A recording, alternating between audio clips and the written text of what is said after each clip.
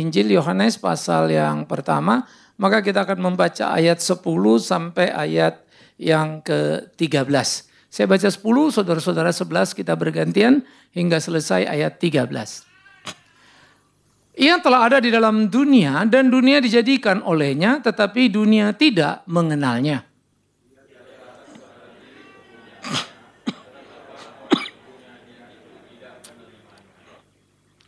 Tetapi semua orang yang menerimanya diberinya kuasa supaya menjadi anak-anak Allah, yaitu mereka yang percaya dalam namanya.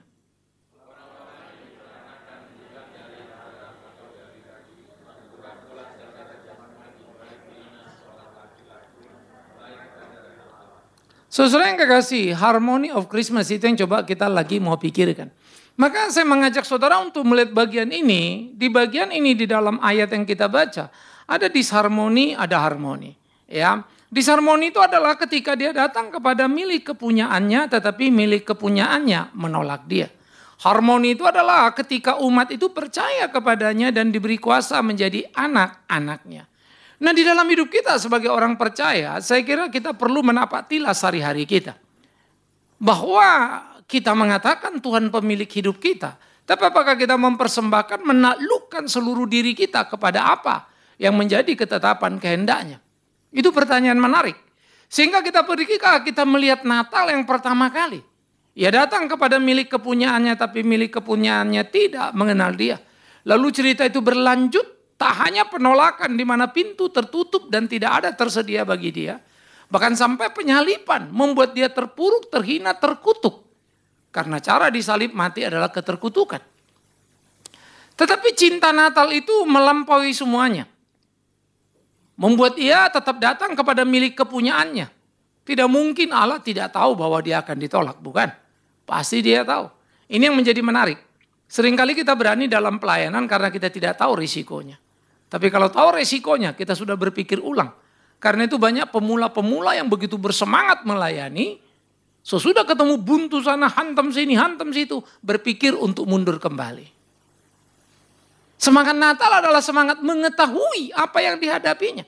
Tetapi tetap mengayunkan langkah ke sana. Di sanalah yang dikerjakan oleh Kristus. Walaupun nada yang dapat di dalam dunia adalah nada yang false. Bukan nada yang pas. Bagaimana mungkin miliknya menolaknya? Bagaimana mungkin ciptaan menolak sang penciptanya? Bagaimana mungkin hal itu terjadi? Maka hidup kita menjadi penuh nada-nada yang false tadi itu. Kalau kita tidak mampu mengenal dia di dalam kebenarannya, menurut ukuran ketetapan kehendaknya. Bukan dalam perspektif kita, tapi dalam perspektif Allah. Nah, ini menjadi pertandingan serius yang patut untuk kita pikirkan, saudaraku yang kekasih. Oleh karena itu, barang siapa yang dikatakan percaya kepadanya, diberinya kuasa untuk menjadi anak-anaknya. Nah, ini nada harmoni yang coba kita mau pikirkan. Bisakah kita mengenal dia? Harmoni ternyata bukan kedewasaan pemikiran kita. Bukan limpah intelektual kita. Karena setinggi-tingginya pemahaman kita, setinggi-tingginya intelektual kita, tetap saja kita tidak akan pernah mampu mengenal dia. Maka pengenalan akan dia adalah anugerah. Maka harmoni di dalam Christmas itu, starting pointnya adalah anugerah itu. Bisakah kita menyadari itu? Maka sudah semestinya kita mensyukuri anugerah yang diberikannya kepada kita. Saya kira anugerah adalah kata yang sangat sederhana dipahami. Bisa diberikan kepada Anda karena Anda berprestasi, tetapi anugerah ini diberikan ketika Anda tidak layak untuk menerimanya. Ya, ini sangat berbeda sekali. Ketika seorang mendapat Nobel karena dia berprestasi, sehingga dia diberi Nobel untuk menghargai prestasinya. Tetapi ketika Tuhan memberikan anugerah keselamatan kepada kita, bukan karena kita berprestasi, sebaliknya, kita adalah penjahat yang melawan dia, tapi dia menyatakan cinta kasih. Maka harmony of Christmas hanya mungkin jika kita memahami anugerah yang sudah Allah berikan kepada kita. Aspek yang kedua, anugerah itu tidak cukup hanya untuk kita pahami. Anugerah itu juga harus kita lakoni dalam kehidupan kita. Ya, Anugerah itu juga harus kita syukuri dalam hidup kita. Saya tidak tahu berapa kita yang bersyukur untuk anugerah yang Allah berikan pada kita. Dalam bahasa agama, pasti semua kita akan berkata, syukur terima kasih Tuhan baik untukku. Dalam bahasa agama, pasti semua kita berdoa dan bersyukur untuk apa yang Tuhan berikan dalam hidup kita. Padahal syukur tidak berhenti pada satu ucapan. Syukur adalah sebuah kenikmatan yang dialaminya. Yang membuat dia paham betul akan makna anugerah keselamatan, menikmati betul akan anugerah keselamatan, dan akhirnya syukur itu membuat dorongan yang sangat besar dari dirinya. Satu kekuatan, satu energi untuk melayani Tuhan. Maka harmoni itu tidak berhenti pada pemahaman, tidak juga berhenti hanya pada rasa syukur. Dia mengakibatkan satu tindakan yang aktual. Kita menghidupi anugerah itu. Maka di sanalah harmoni itu mulai kelihatan. Harmoninya begini. Apakah anugerah keselamatan itu mahal? Mahal, tidak terbeli. Apakah kau bersyukur padanya? Ya, aku bersyukur padanya. Lalu kenapa kau tidak melayani dia? Apakah itu ayahmu? Ya, itu ayahku. Apakah dia baik? Ya, dia baik dan menyekolahkan aku. Kenapa kau tidak hormat kepada dia? Tidakkah sebetulnya seringkali hidup kita ini adalah disharmoni yang sangat menyedihkan? Kita mengatakan orang tua yang membesarkan kita. Tapi kurang bisa kita memprioritaskan dia nomor satu, bukan? Nomor satu adalah kepentingan kita. Kalau kita lagi pacaran, orang tua yang kita minta untuk memahami bahwa kita tidak bisa menemani dia. Kalau kita kerja, orang tua yang harus kita pahami bahwa kita tidak bisa, kita minta memahami kita bahwa kita tidak bisa mengantar dia ke rumah sakit karena kita harus kerja. Tidak ada yang salah dengan pekerjaan kita. Tapi menjadi masalah kalau kau tidak bisa mengatur waktunya demi cinta kepada orang tua. Ada waktu di mana kita menjaga harmoni itu dengan membayar harga yang tidak sederhana, pengorbanan. Nah, oleh karena itu kalau kita mengatakan Tuhan memberi aku anugerah, aku bersyukur, maka tidak mungkin kita tidak melayani dia. Ya, nah, melayani dia ini harus hati-hati lagi ya. Melayani dia tidak sama ada dalam lembaga pelayanan. Melayani dia tidak sama dengan kerja di gereja. Melayani dia tidak sama dengan kita menjadi aktivis. Melayani dia adalah menaklukkan diri pada apa yang menjadi ketetapan kehendak Tuhan itu. Ini yang menjadi penting, saudara. Karena itulah, kalau betul hidup ini yang kita lakoni mensyukuri anugerahnya, maka harmoni itu pasti akan terjadi dalam hidup kita. Tidak ada sebuah pekerjaan yang terlalu berat dalam melayani Tuhan. Kalau memang betul anugerahnya sangat besar. Tapi memang pekerjaan itu terasa sangat berat. Kalau anugerahnya sangat kecil. Maka muncul pertanyaan tadi. Engkau mengatakan engkau memahami. Engkau mengatakan engkau mengerti anugerahnya. Apa yang kau maksud dengan mengerti? Maka kita perlu meneliti diri kita, kita perlu menilai dan menggugat diri kita. Kita perlu mempertanyakan diri kita. Mau apa, mau bagaimana ini? Apa yang akan kita lakoni? Ini urusan tidak sederhana hidup ini. Bagaimana kita mau menjalani? Ya. Kita mesti pikirkan dengan serius, saudaraku. Betulkah engkau bersyukur atas anugerah yang sudah diberikannya? Kalau engkau bersyukur, satu ukuran syukurmu, mati pun kau mau untuk dia. Kalau kau tidak mau mati untuk dia, hanya memberikan sisa-sisa hidup dari seluruh kegiatan yang sudah kau habiskan, maka cuma satu kata, kau tidak pernah bersyukur padanya. Nah, jadi saudara, menemukan pemahaman dan rasa syukur ini yang perlu kita bangun terus dalam hidup kita. Sehingga betul-betul pelayanan adalah pengabdian panggilan yang kalau tidak kita lakukan, kita malu dan menangis. Itu sebab sebetulnya tidak perlu kita ditarik-tarik untuk pelayanan. Itu disharmoni namanya itu. Kalau harmoni itu Anda terdorong oleh dorongan kasih Tuhan itu.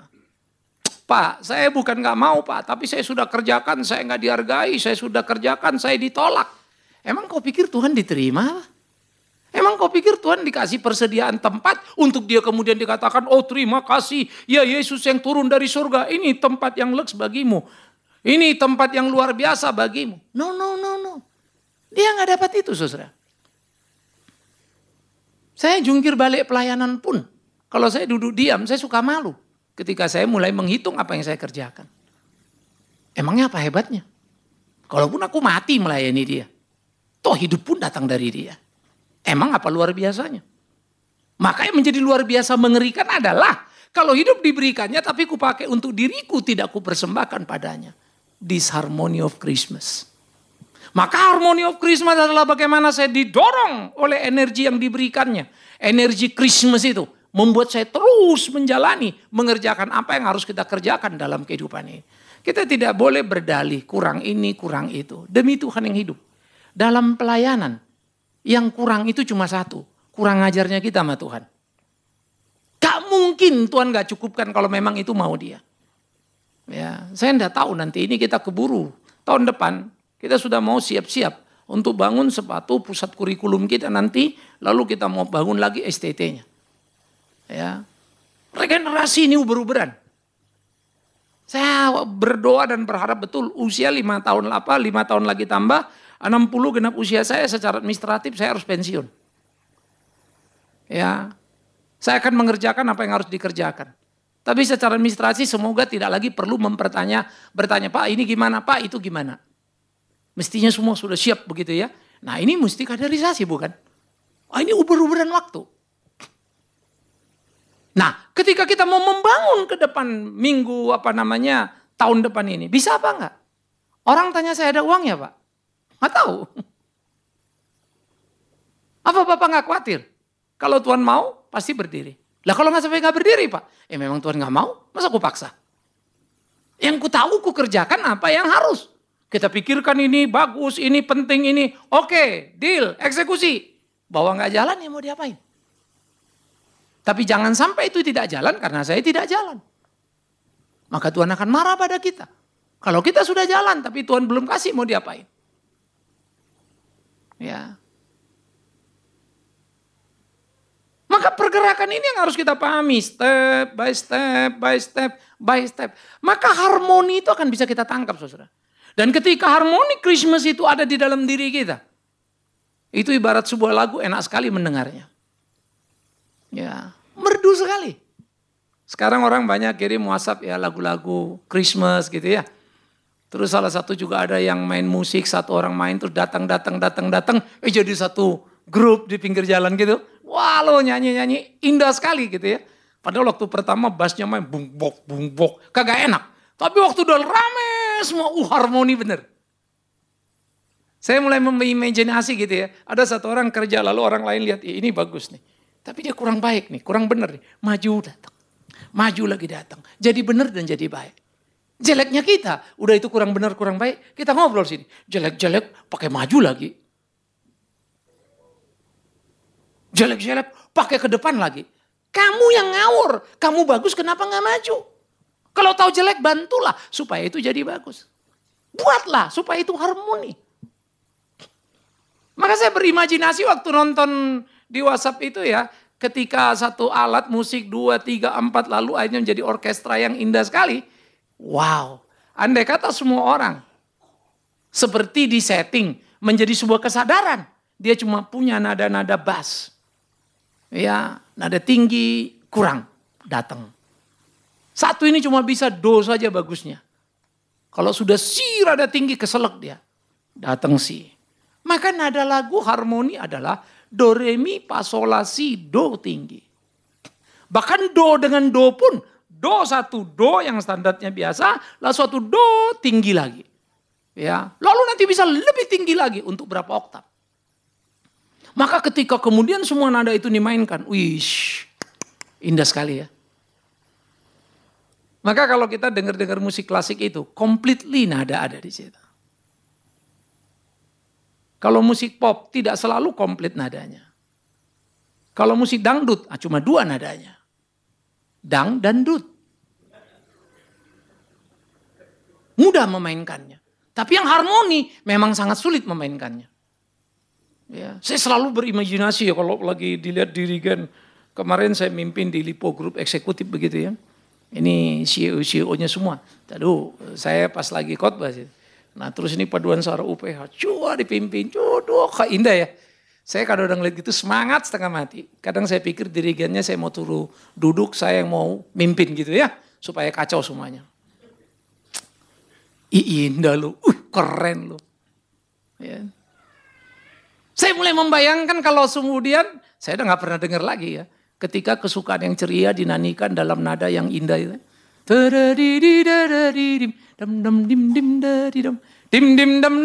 Waduh, itu indah banget lah itu kalau ada yang bisa main.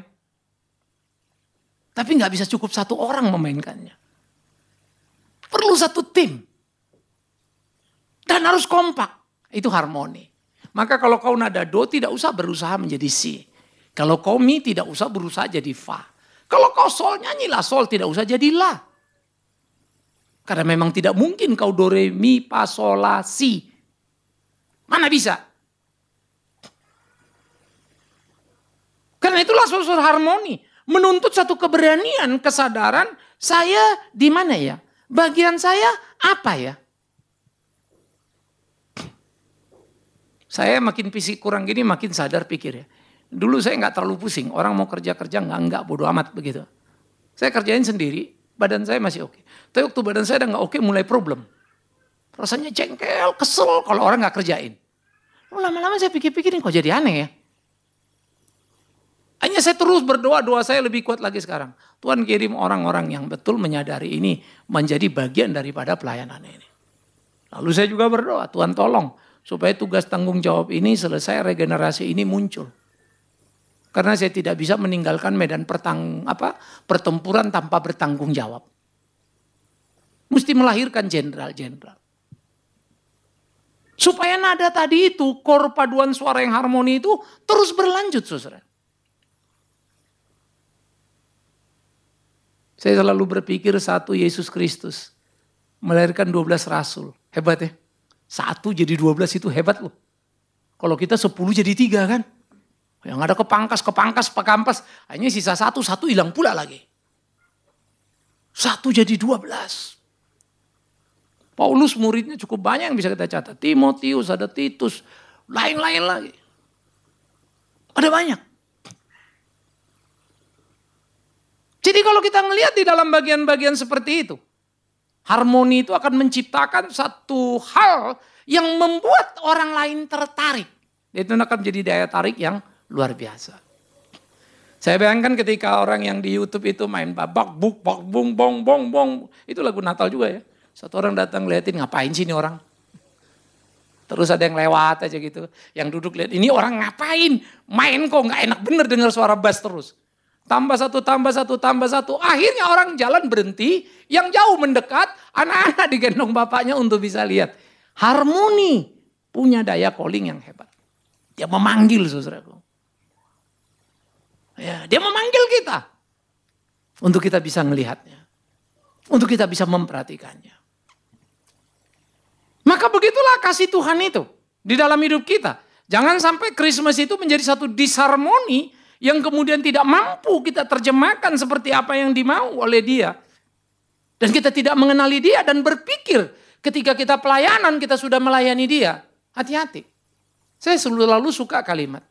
Saudara, kalau saudara ditanya, apakah saudara mencintai Tuhan? Saudara jawab apa? Halo? Semua pasti jawab ya. Lalu kalau saudara kesaksian, saudara juga akan bilang, saya bersyukur pada Tuhan. Semua begitu ya. Tuhan baik buat saya. Tapi pernahkah engkau bertanya, apakah Tuhan mencintaimu? Saya pikir itu pertanyaan serius. Kadang-kala kalau saya duduk, saya mulai agak sedikit ragu. Seberapa cinta Tuhan pada aku. Karena kulihat kelakuanku masih ada yang kurang. Aku sih cinta banget sama dia. Menurutku. Kadang-kadang kita suami istri saja sederhana ya. Rasa sudah berkorban habis untuk istri kita. Istri kita rasanya sudah mengerti habis-habisan untuk suami kita. Tapi kita ribut juga tuh. Karena kita cuma merasa sepihak. Saya cinta sama kamu, kamu gak hargai saya. Padahal kalau saya memang cinta dia, Kenapa harus saya menuntut penghargaan itu? Kan begitu ya. Kalau memang dia berkorban pada saya, kenapa dia tuntut bayarnya? Kan kalau bayar nggak korban namanya.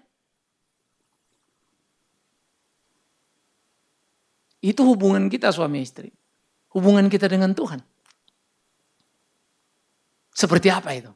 Sang perfect itu. Karena kita seringkali merasa kita sudah melayani dia. Maka saya selalu ingatkan, belajarlah puas pada berkat Tuhan. Tapi jangan pernah puas melayani Tuhan.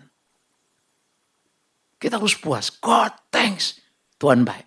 Berapapun yang kita punya. Tapi jangan pernah puas melayani dia. Karena sampai mati pun kita tidak akan pernah cukup hal itu. Jadi saudara yang dikasihi oleh Tuhan Yesus Kristus. Di dalam dinamika hidup kita sebagai orang percaya. Yang mau membangun harmoninya Christmas itu.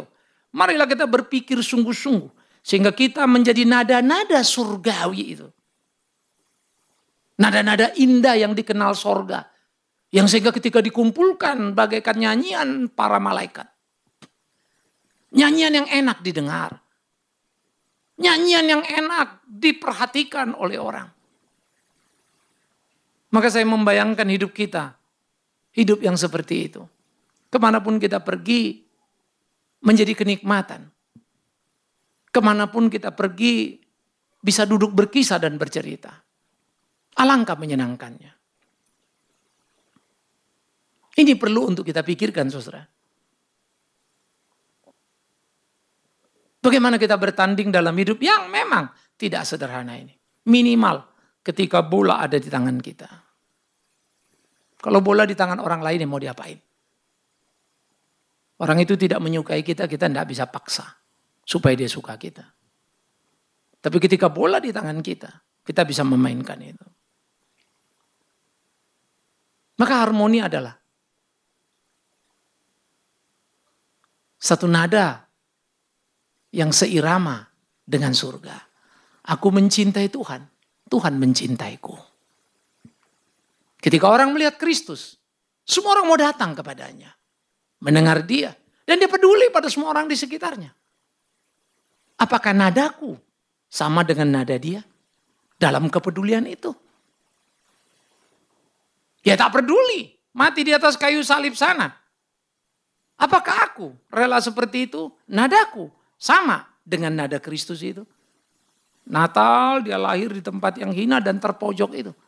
Apakah aku rela di tempat di mana dia berada? Apakah nadaku sama? Hanya dengan sama, harmoni bisa tercipta. Kalau tidak sama, harmoni tidak akan pernah ada. Dia hanya pada nada-nada agama yang mengerikan. Saudara, kalau kita melihat ya kekisruan-kekisruan sekarang, kadang-kadang kita jengkel, kesel. Agama ya kok jadi mainan, betul ya? Semua orang ngomong sucinya apanya. Kadang-kadang saya nggak habis ngerti. Ini habis sembahyang maki-maki orang kok bisa begitu. Minimum maki-maki tapi nggak usah sembahyang dulu lah. Ini sembahyang dulu baru maki-maki. Mendingan kau maki-maki. Habis itu pulang sembahyang kau. Minta ampun, syukur-syukur diampuni. Kok bisa ya? Tapi saya kemudian memikir lagi panjang. Kemudian ketika bercerita sama orang, saya bilang, ya kita marah sama orang lain. Kita juga mirip ya. Habis doa uang kolektor hilang. Kita di gereja, khotbah, haleluya puji Tuhan. Ribut karena urusan uang. Mana bagianku, mana bagianku. Kemudian orang pecah karena mau amplopnya lebih banyak lagi. Orang bisa ribut. Menyedihkan saudara. Harmoni kah itu? Maka ini menjadi pertanyaan serius kita. Ini harus menjadi fokus kita, pemikiran kita. Bagaimana kita melakoni hidup kita. Supaya hidup kita itu sungguh-sungguh nada yang senada dengan sorga itu. Dan harmoni itu tercipta dengan indah. Maka dunia akan sangat bersuka cita mendengar lagu Christmasnya orang Kristen. Bukan soal Holy Night dan lagu yang lainnya. Tapi soal nada-nada yang muncul dalam hari-hari hidup kita. Ya. Hidup yang harus kita lakoni, saudara. Hidup yang harus kita jalani. Bagaimana kita mengerjakan itu? Bagaimana kita menggarap itu?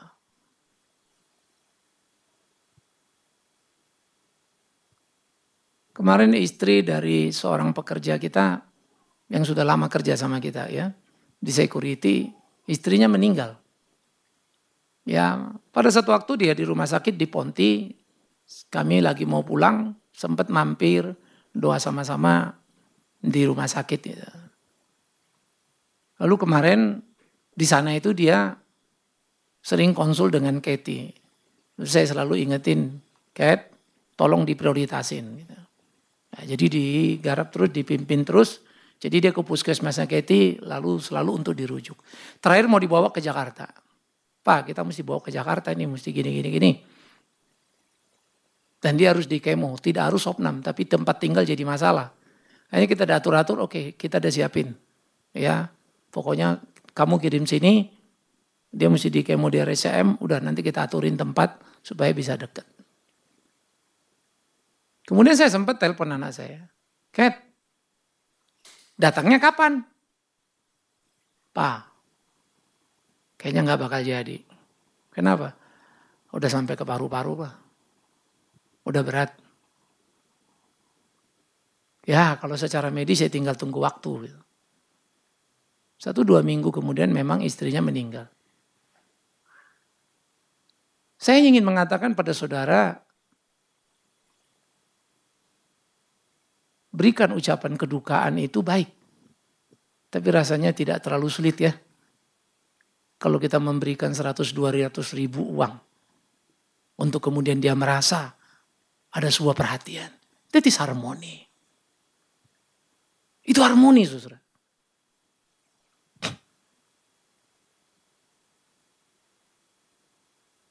Bukan berapa jumlahnya. Tapi kepedulian kita. Itu akan jadi simpati yang luar biasa. Kadang-kadang saya kecewa dengan diri saya. Kadang-kadang saya jengkel dengan diri saya. Karena gak selalu bisa semua saya lakoni. Ngunjung ini, datang itu. Enggak selalu. Karena itu kalau kita punya waktu, punya kesempatan yang Tuhan berikan. Jangan lewatkan. Itu akan jadi nada indah, saudara. Harmony of Christmas. Kehadiran kita. Ya. Kalau kita pergi ke Kalimantan, ke Mika, saya besoknya atau apa naik motor pasti masuk. Pasti saya ke pos security. Gimana dapur kalian? Udah beres belum? Lihat-lihat.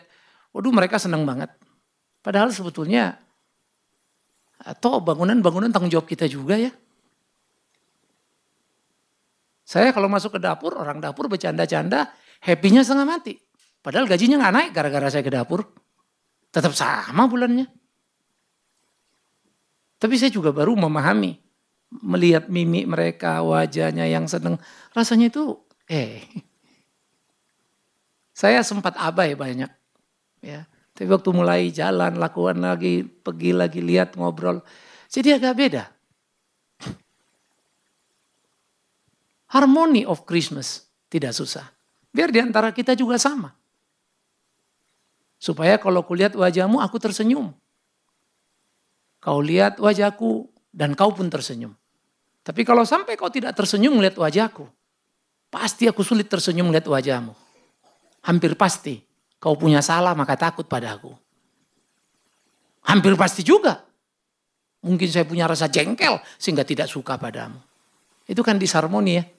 Tapi tangan kita berjabatan. Selamat hari Natal. Saudara-saudara yang dikasihi oleh Tuhan Yesus Kristus. Biarlah kita disebut anak-anak Allah. Maka di kantor sini saya selalu ingatkan kita. Lebih lagi pada kesempatan Natal ini. Disebut Wisma bersama. Karena kita sama-sama melayani Tuhan yang sama. Ya, maka saya agak sedikit selalu pasti marah. Pak, ini Pak Pama gini. Apa maksudmu Pama? Ini orang Mika kalau ngomong, Pama begini, saya marah. Itu kerjaan kita juga. Mana yang kita bisa bantu, kita bantu. Ya. Makanya saya bisa juga marah tuh kalau Agus disuruh misalnya ya. Gak bisa Pak, disuruh sama Pama, disuruh sama Mika, disuruh sama gereja. Oh, saya paling ngamuk tuh. Apa sulitnya koordinasi? Katanya harmoni. Ngomongnya Kristen. Kemana ini? Ya. Wah ini kerjaan gak beres. Si Anu sih gak beresin. Pertama yang gak beresin itu mestinya tobat dulu ya. Selesaikan kerjaanmu, jangan susahkan orang lain. Dengan kau selesaikan kerjaanmu, orang lain jadi malu dan menyelesaikan pekerjaannya. Harmoni. That is harmoni. Sesimpel itu saudara. Tidak usah dibikin ribet. Tidak usah kalian cari nanti berdoa, Tuhan tunjukkan padaku nada-nada sorga. Do apa mi? Elah. Bukan itunya. Tapi the quality of life kita bukan. Bagaimana hidup itu kita jalani dalam kebersamaan kita. Maka saya harap Natal demi Natal terus membawa kita makin akrab dan makin bersahabat. Antar rekan-rekan pengurus ya. Antar rekan-rekan yang lain. Kadang-kadang kita juga kealpaan, kelupaan gitu. Mungkin Pak Ama yang sudah paling lama kita nggak rapat ya. Sampai jangan-jangan Pak Hari pun udah bingung statusnya apa itu di Pak Ama gitu ya. Tolong. Tapi kalau ada yang ingat, tolong ingatkan. Gak usah juga marah-marah. Pak Bigman gimana sih? Yuk pembina begini. Lalu saya dimarahin. Nanti belum selesai, kau marah aku udah mati duluan jantungan. Nah kalau itu yang terjadi kan ngeri juga ya.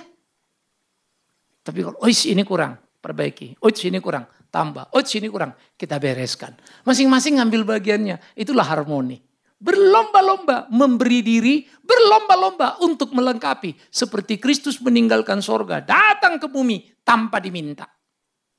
Harmoni, bekerja tanpa diorder. Harmoni, memberi tanpa diminta. Harmoni, melakukan. Bukan karena paksaan, bahkan dalam kesukaan yang mendalam. Jadi harmoni. Biarkan lingkungan kita juga merasakan hal yang sama. Biarkan lingkungan kita juga menikmati hal itu. Sedih saya lewat, mau ke Lawson situ ya, jalan, tukang sate. Pak, udah lama gak order. Saya rasa jadi semacam agak salah juga ya. Iya gue udah gagal lama loh gak order satenya dia. Pak, gitu. Senyumnya saja pun sudah berbahasa 15 bahasa itu ya. Aduh, mati aku.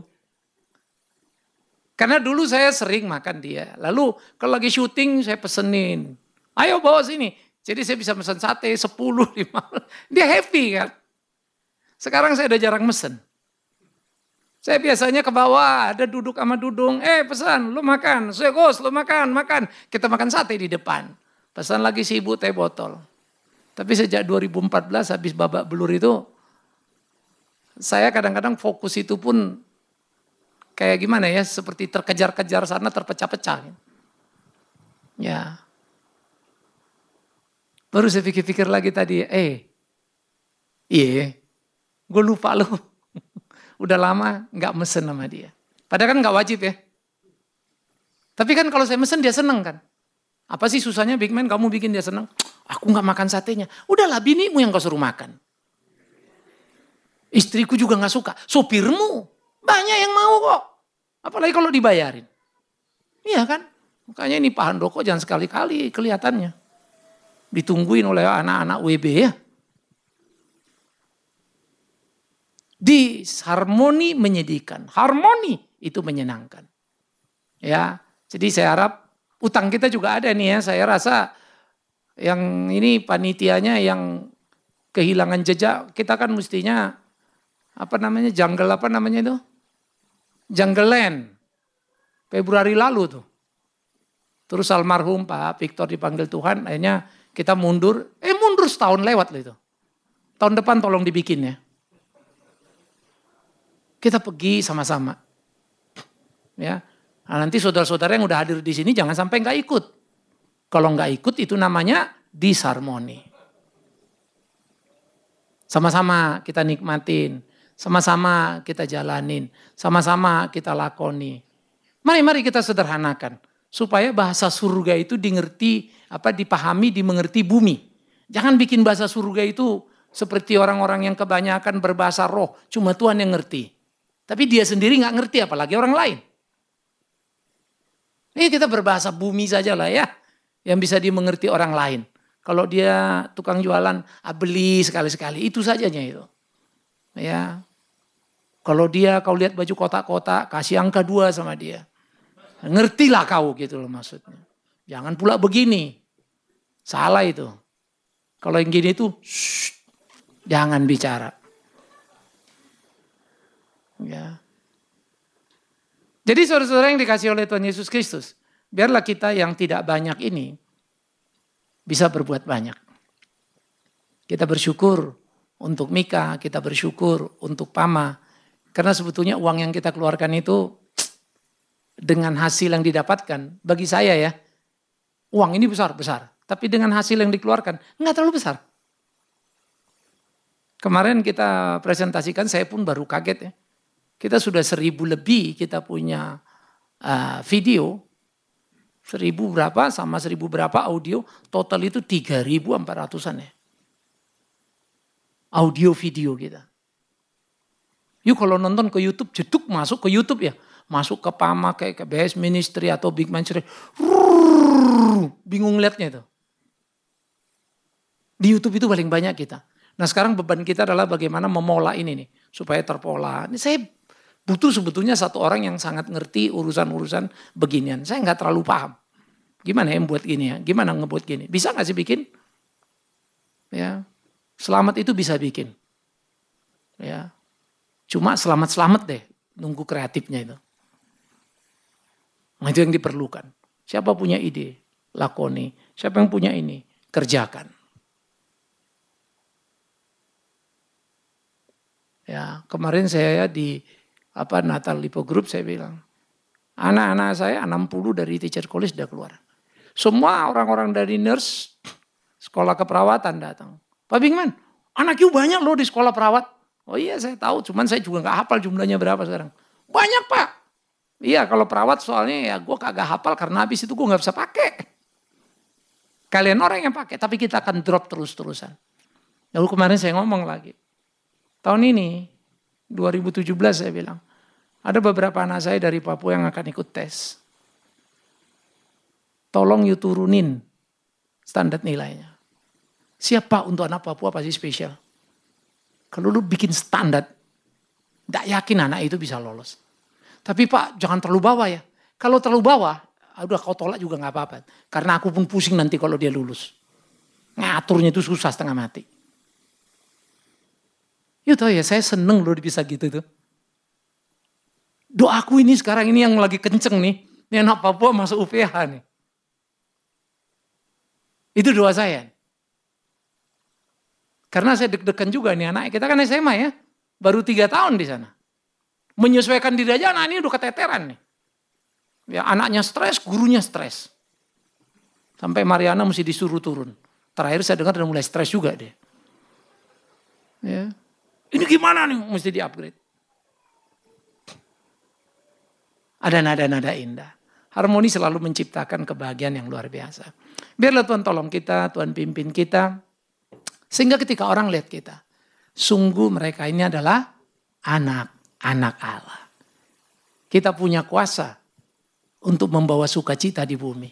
Bukan kuasa, wih sakit, lumpuh, jalan, buta melihat. Tidak usah kau pusing. Apalagi orang mati kau bangkitkan.